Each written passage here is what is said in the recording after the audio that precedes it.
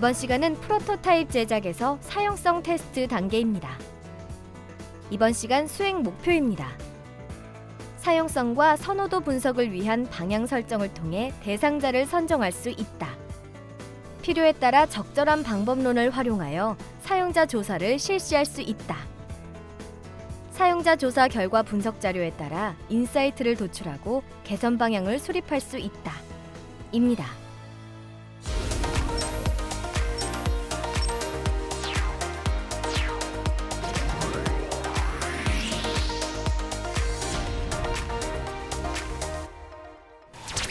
안녕하세요, 여러분.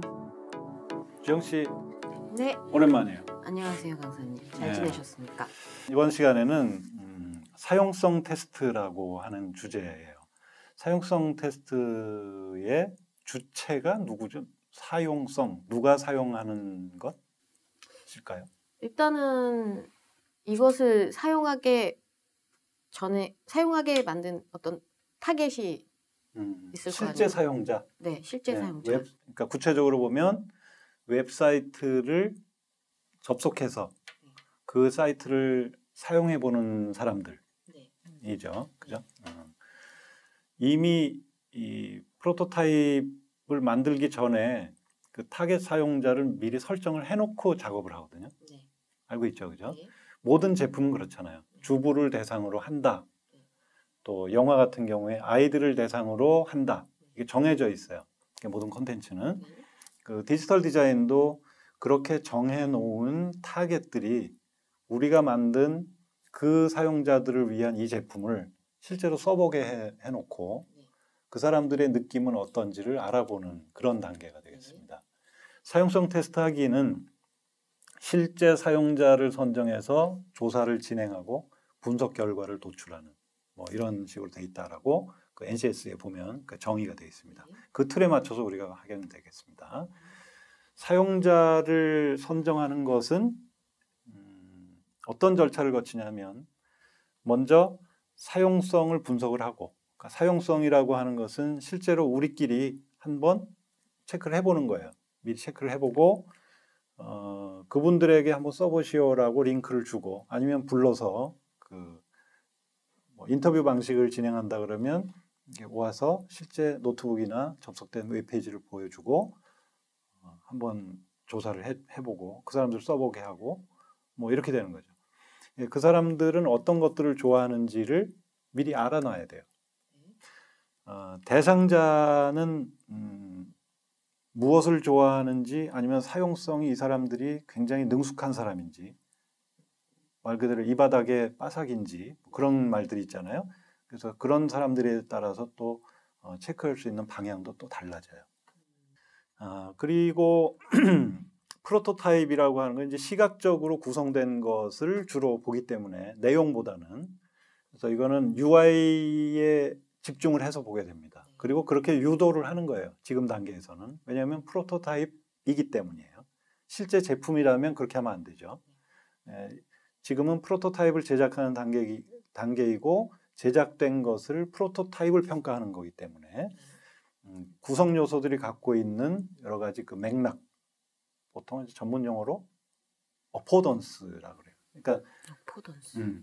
버튼이 있다 그러면 이 버튼이 왜 있을까, 그거를 사용자가 알아서 느끼는 것, 이게 어포던스예요. 네.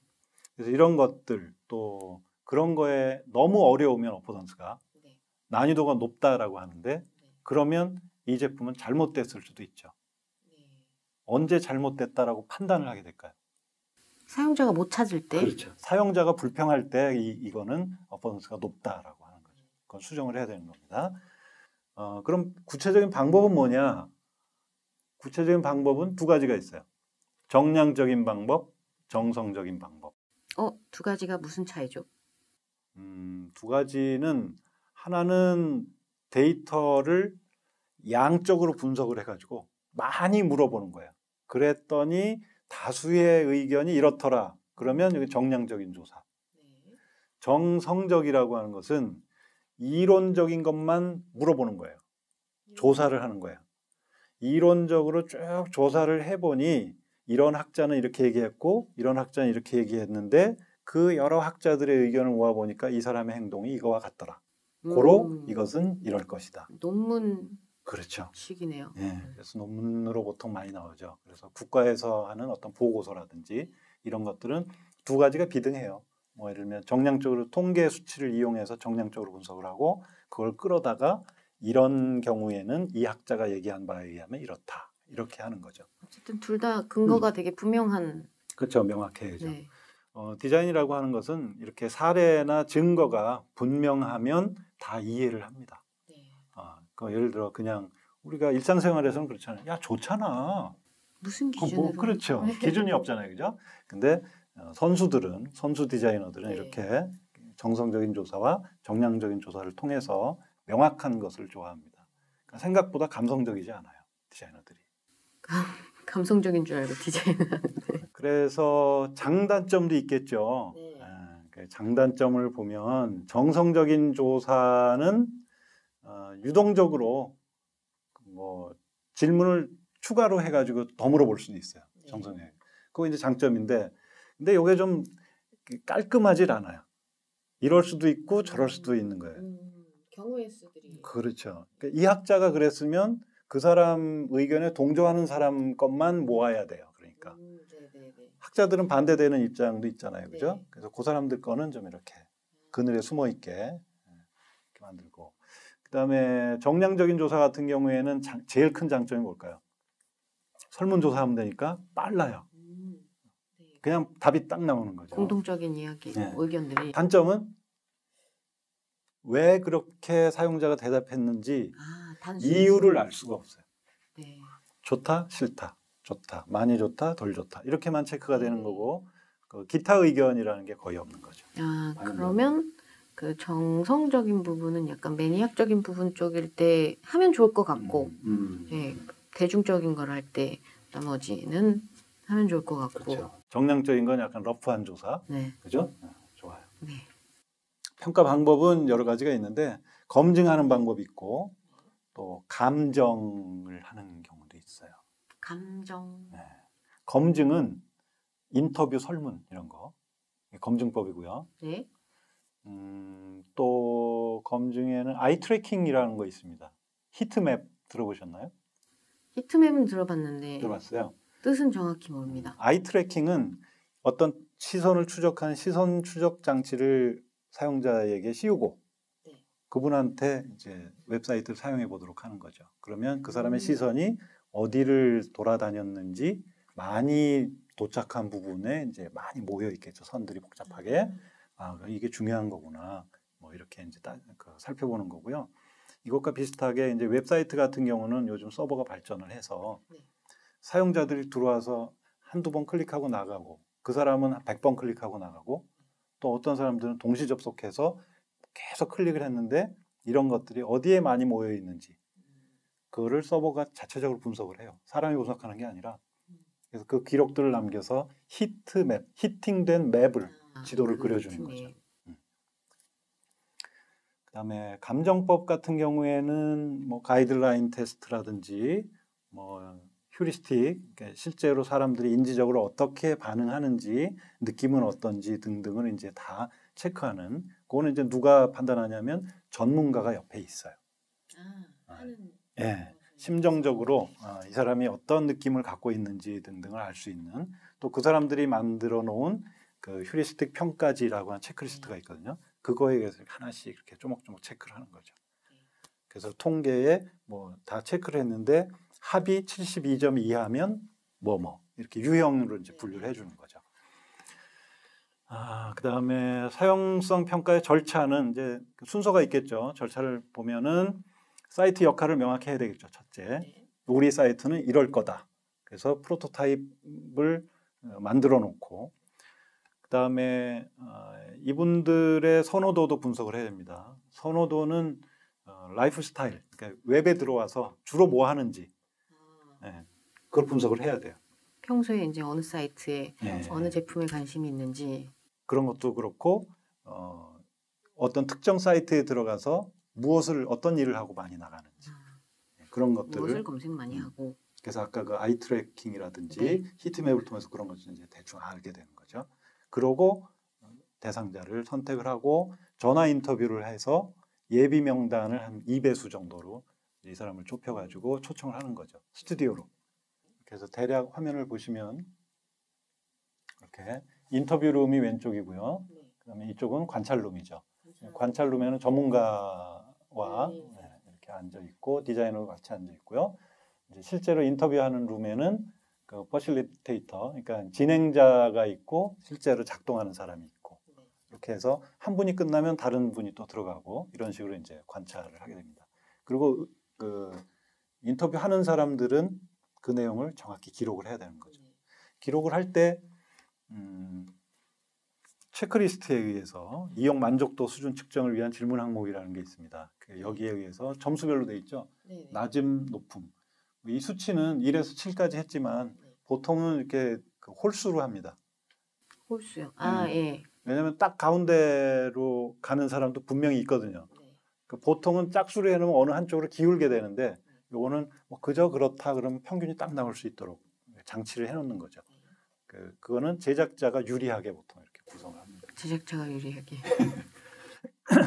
그래야 경제적이기 때문입니다. 그리고 사용자 조사 결과는 이제 분석을 해서 이렇게 나오게 되는 거고요. 감정법은 그 나중에 실습으로 진행을 해볼 텐데 체크리스트에 체크하는 과정으로 우리가 실습을 해보기로 하고 이론은 뭐 이 정도면은 거의 다 된 것 같습니다. 네, 충분합니다. 충분합니까? 네. 고생하셨어요. 네, 감사합니다. 사용자 조사 방법론은 크게 정량적인 방법과 정성적인 방법으로 나누고 그것을 다시 사용자 행동과 사용자 태도로 나눕니다.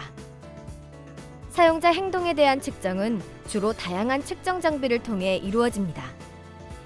사용자들의 태도를 분석하면 그들이 왜, 어떤 이유로 행동하는지 알 수 있습니다.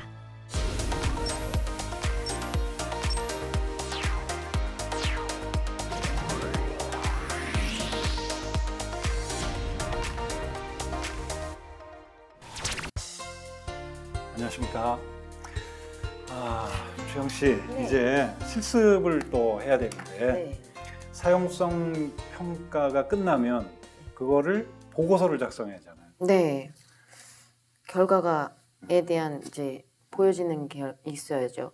이러이러한 걸 우리가 했다. 이제 네. 보고서를 만들어서 내야 네. 되는데 보고서라고 하는 것은 어떤 격식을 갖춰서 네. 이제 해야 되는 거고 이런 서류들은 나중에 다 사후 관리라든지 네.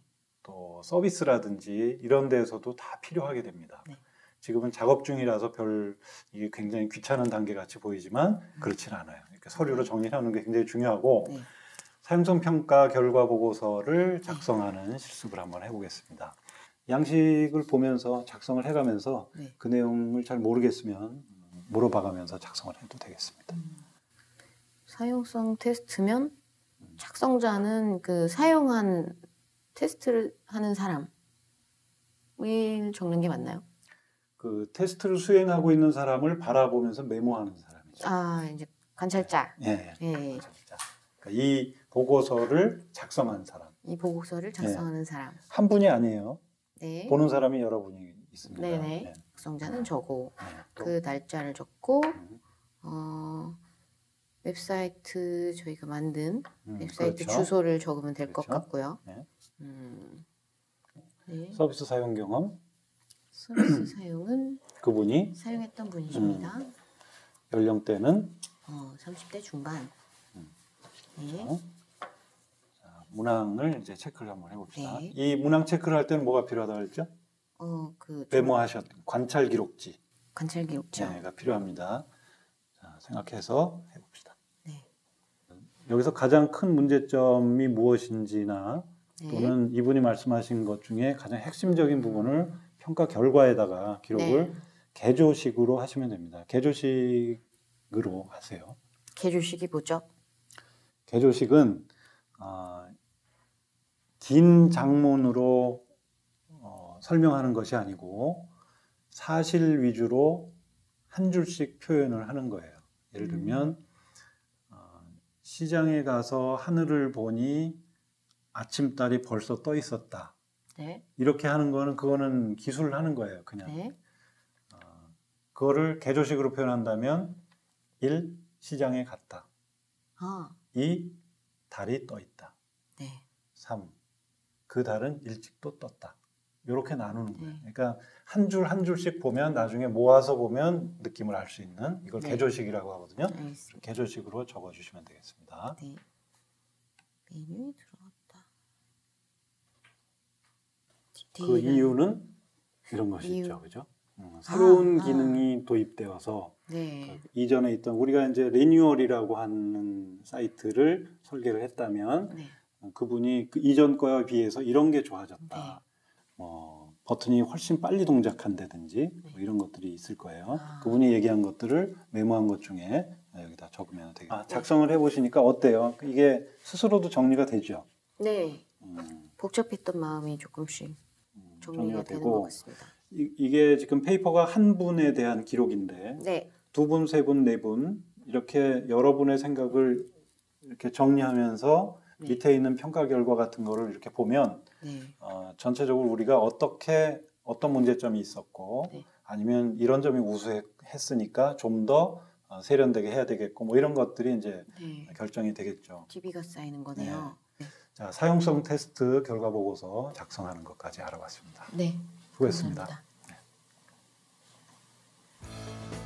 과제 수행 이후 이용 만족도를 측정합니다. 하나의 과제가 종료되면 진행자는 참여자와 사후 인터뷰를 진행하여 이용 만족도를 측정하고 더불어 서비스 개선에 대한 의견을 듣습니다. 참여자별 이용 만족도 측정이 완료되면 과제별 이용 만족도를 한눈에 파악할 수 있도록 그래프를 작성합니다.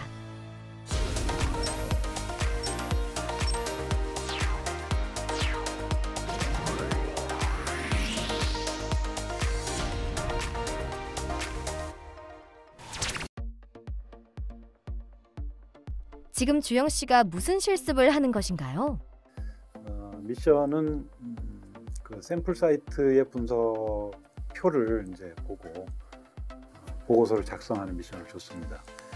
해당 내용을 잘 골라내서 정리하는 것이 큰 과제가 되겠고 문제는 발상은 이렇게 잘 하는데 마지막에 정리가 잘 안 되거든요. 근데 이 정리되는 거는 회사 생활을 하다 보면 이런 보고서를 많이 쓰기 때문에 점차 정리가 잘 돼가죠. 그래서 결론만 말씀드리면 많이 작성해 봐야 된다. 별거 아닌 것도 결과 보고서를 작성해 보는 거죠. 어떻게? 내가 오늘 살았다. 세 끼 먹었고 간식 몇 번 먹었고 커피 몇 번 마셨다 그러면 그걸 보고서를 작성을 해보는 거예요.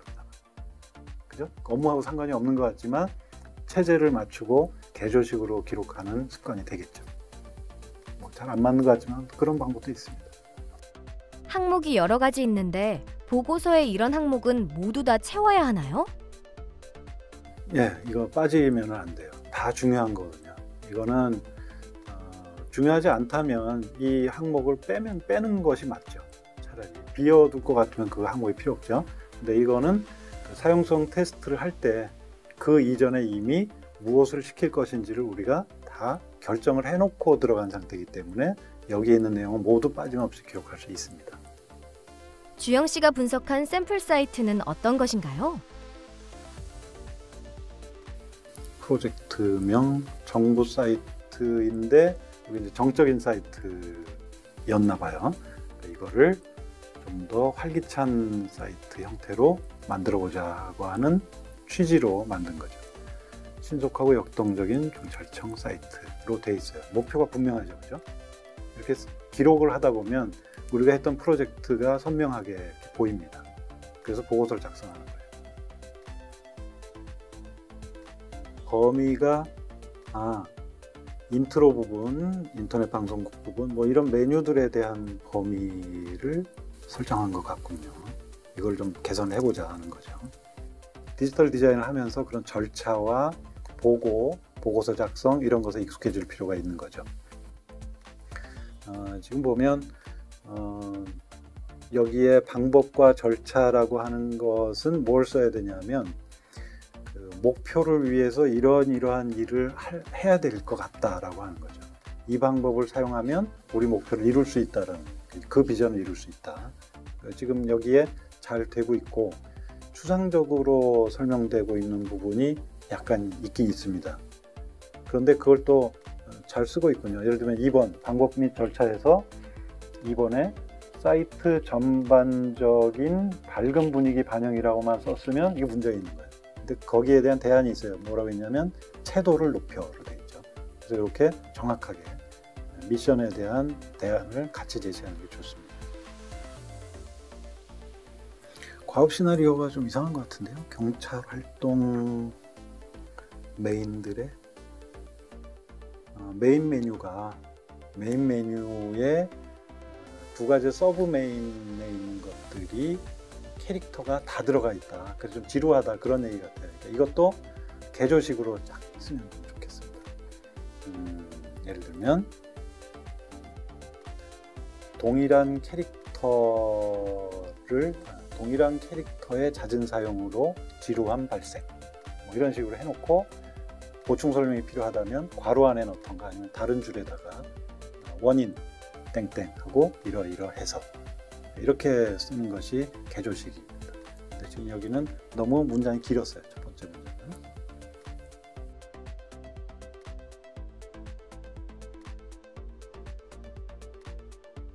그게 제일 좋아요. 키워드를 놓고 그냥 그게 문장이 되도록 이렇게 조사, 부사 이런 걸 쓰면 좋겠죠. 잘했네요.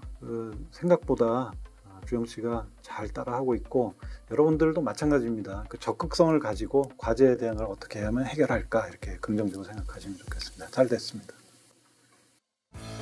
사용자 조사 결과 분석 자료에 따라 인사이트를 도출하고 개선 방향을 수립할 수 있습니다. 사용성 테스트의 성공과 실패 여부 측정 기준을 정의하고 성공과 실패 여부를 측정합니다. 참여자가 과제를 쉽게 달성할 수 있는지 측정하고 참여자가 과제를 수행할 때 발생한 오류 요인이 과제 수행에 어느 정도 영향을 미치는지 파악합니다.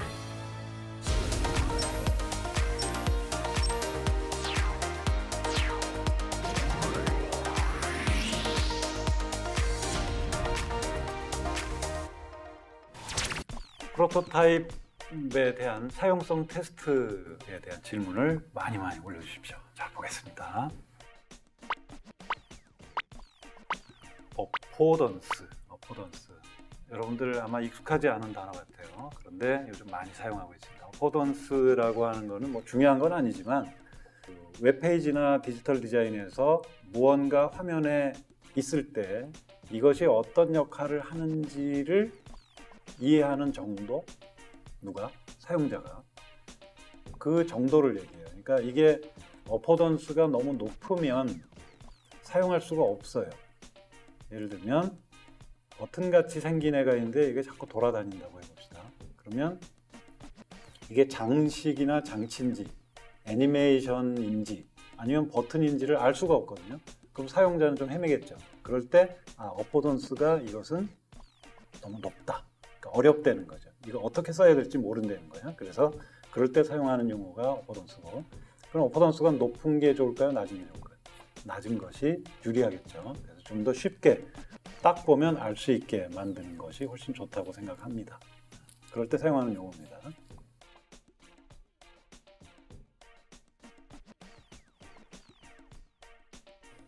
휴리스틱 평가는 전문가들의 체크리스트, 그러니까 그 전문가들이 알고 있는 어떤 전문적인 용어라든지 선언들 또 이론들을 바탕으로 평가하는 거예요. 무언가를 평가했을 때 전문가들이 최종적인 거를 평가를 해주는 거죠. 그리고 또는 전문가들이 만들어 놓은 것들을 바탕으로 평가를 하는 거예요. 체크리스트 같이 그들의 이론에 기대서. 근데 비슷한 개념 중에 가이드라인 체크리스트라는 게 있어요. 근데 가이드라인 체크리스트는 체크리스트를 물론 여기서 이 제품을 만든 설계한 사람들이 가이드라인을 이렇게 만들죠. 제작자들이. 그래서 거기에 맞춰서 잘 작업이 됐는지를 평가하는 거예요. 그러니까 휴리스틱 평가는 전문가들이 객관적인 입장에서 전문가적인 입장에서 이거 평가하는 것이고, 가이드라인 체크리스트 방법은 제작자 중심, 제작자들이 원래 의도대로 잘 만들었는지 또 이렇게 사용해야 된다라고 하는 것들을 정해놓고 거기에 잘 맞춰서 돌아가고 있는지를 평가하는 방법이에요. 그러니까 둘 다 전문가들이 하는 건 맞긴 맞습니다. 또 뭐가 있을까요? 질문 중에.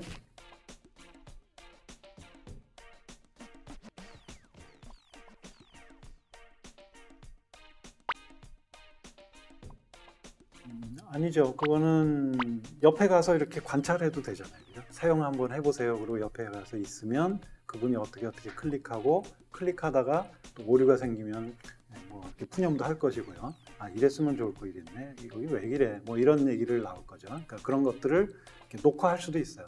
그런데 그분들을 녹화하면 기분 나빠할 거 아니에요. 그죠? 그래서 그분들을 표집을 잘 만들어서 초대를 해서 우리가 이런 조사를 할 테니 참석해 주십시오라고 하고 동의를 구하고 절차에 밟아서 그분들을 관찰하는 것이 맞다고.